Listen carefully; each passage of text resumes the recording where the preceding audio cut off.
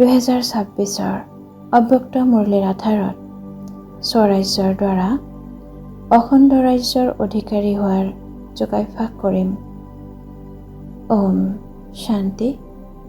মই বাবাৰ ৰাজদুলাৰী আত্মা হম। মই 3খন আসনৰ মালিক হওঁ। স্বৰাজ্যৰ আসন, বাপ দাদাৰ অন্তৰৰ আসন আৰু ভৱিষ্যতৰ আসনখনৰ মালিক হওঁ। মোৰ এতিয়াৰ শ্ৰেষ্ঠ পুৰুষাৰ্থ অনেক জনমৰ বাবে ৰাজ্যভাগ্য দিওঁতা হয়। মই এই সময়তে নিজৰ ৰাজ্যভাগ্যৰ সংস্কাৰ ধাৰণ কৰি আছো। যিদৰে ভৱিষ্যতত এক ৰাজ্য হ'ব, তেনেদৰে বৰ্তমানো মোৰ মনতো এক ৰাজ্য, এক ধৰ্ম আছে। সম্পূৰ্ণ পবিত্ৰতাৰূপী এক ধৰ্মক মই ধাৰণ কৰিছোঁ। মোৰ ভিতৰত এখনি ৰাজ্যৰ নিৰ্বিঘ্ন চলি থাকে। মোৰ ৰাজ্যত সুখ, শান্তি, প্ৰেম, আনন্দ, অতীন্দ্ৰিয় সুখ বৰ্তি থাকে। মোৰ স্বৰাজ্যত কোনো সহায়ৰ, কোনো প্ৰশংসাৰ প্ৰভাৱ নপৰে। মোৰ স্বৰাজ্য সম্পন্নতাৰ দ্বাৰা, সৰ্বপ্ৰাপ্তিৰ দ্বাৰা সন্তুষ্টতাৰে ভৰপূৰ হয়। ভৱিষ্যত অখণ্ড ৰাজ্যৰ বাবে মোৰ এতিয়াৰ পুৰুষাৰ্থত যিয়েই দুৰ্বলতা আছে, সেয়া পূৰ্ণ কৰি আছো। মই কল্পৰ আগৰো সম্পন্ন আৰু সম্পূৰ্ণ আত্মা হওঁ। মোৰ শ্ৰেষ্ঠ পুৰুষাৰ্থত মায়াই বিঘ্ন বা প্ৰভাৱ আনিব নোৱাৰে। যিয়েই বিঘ্নবাদ ধুমুহা আহে, সেয়াও উপহাৰ হৈ যায়। যদি কিবা কাৰণত মায়াৰ প্ৰহাৰো হয়, তেন্তে সেই প্ৰহাৰে মোক অনুভৱৰ চিৰি বগোৱাত সহায় কৰে আৰু মোক আগবঢ়ায়। তাৰ বাবে মই সদায় নিজৰ খতিয়ান ৰাখোঁ। মই নিজক পৰীক্ষা আৰু পৰিৱৰ্তন কৰোঁ। মোৰ কোনো চিন্তা নাই, কিয়নো কৰাবনহাৰ পিতা হয়। মই কেৱল নিমিত্ত হওঁ, নিৰ্মাণ হওঁ।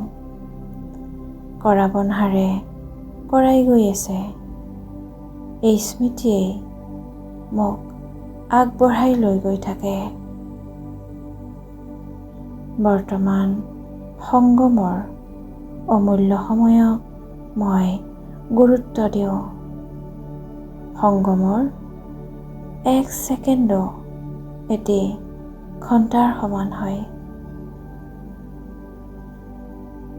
যিকোনো সময়তে ফাইনেল পেপাৰ হ'ব পাৰে।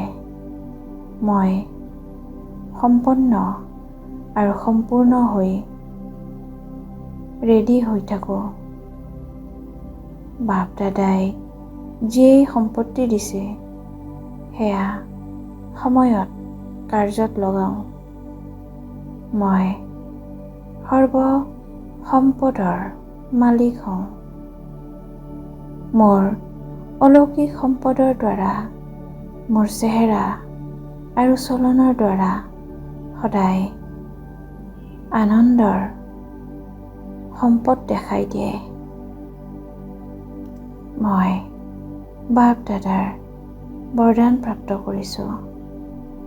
মই সদায় আনন্দত থাকোঁ আৰু অইনকো আনন্দ বিলাওঁ। মই অইনক আনন্দ বিলাওঁ, সেইবাবে মোৰ আনন্দ সহজেই বাঢ়ি গৈ থাকে। মই সকলো আত্মাৰ প্ৰতি দয়ালু অন্তৰৰ হওঁ। দুখী অশান্ত আত্মাসকলক সুখ-শান্তি প্ৰদান কৰোঁ। সুখময় সংসাৰ বাবাৰ লগত গঢ়ি গৈ আছোঁ। মন, বাণী, চলন চেহেৰাৰ দ্বাৰা সেৱা কৰি নিজৰ ৰাজ্য সমীপলৈ আনি আছোঁ। মোৰ অমৃতবেলাৰ ওপৰত বিশেষ গুৰুত্ব থাকে। অমৃতবেলা বাপ দাদাৰ বৰদান স্বীকাৰ কৰি তীব্ৰ পুৰুষাৰ্থত লাগি গৈ থাকোঁ। অমৃতবেলাৰ ওপৰত এটেনশ্যন ৰাখি বাবাৰ আসনৰ অধিকাৰী হওঁ।